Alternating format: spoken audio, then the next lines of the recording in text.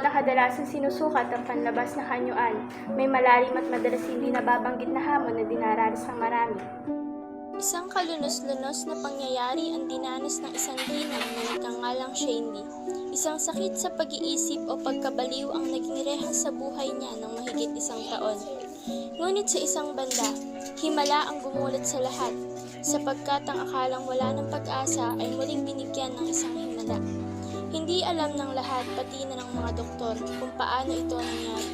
Kaya't halina, ating tuklasin ang dilim na muling nasilayan ng bukang liwayway. Nanay Sino, gusto ka na kalma-kalma ka na. Okay lang naman, ma'am. Pangatlong beses na ni Nanay Shandy sa mental. Nag-umpisa siyang masiraan ng bait noong 2013. Pauwi na noon ang asawa niya galing Japan. Kaso nagkagulo-gulo sa pila, kaya si Nanay Shandy ay labis na dismaya. Ano pong ginawa sa inyo doon? Nakahiga po, tapos po nakatali ang paa. Bitawan niyo! Sino ka? Alam niyo po ba yung ginawa niyo? Alam ko po yun. Hindi ko po mapigil eh, tuloy-tuloy po. Ang bait-bait kong tao! Bitawan niyo, ilags niyo ako dito! Hindi ako baliw! Natatandaan niyo po ba kung ano yung ginawa sa inyo ng mga doktor doon? Narukan po ako dito sa Baraso. Sino ka? Walang iya ka, bitawan mo! Hindi ako baliw! Ano pong nararamdaman niyo kapag naiisip niyo yun? Sakit po talaga. Aray, ang sakit. Lalo na po pagka pinakuryente ka po sa ulo.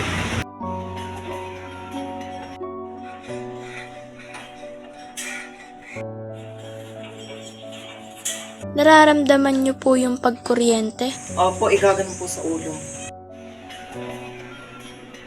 Mas yung pinipigil ko, go. Go.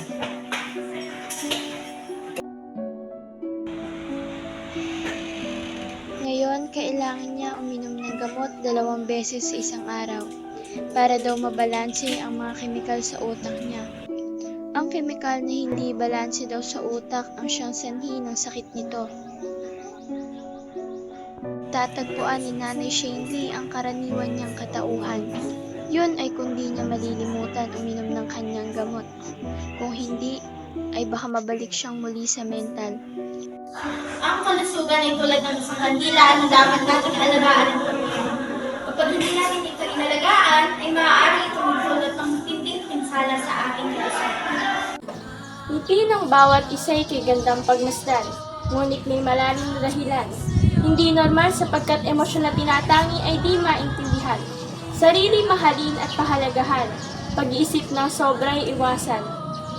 Muli, ako si Rhea Silvestre, ang inyong lingkod, tagapahayag ng dokumentaryo sa Pilipino. Salamat.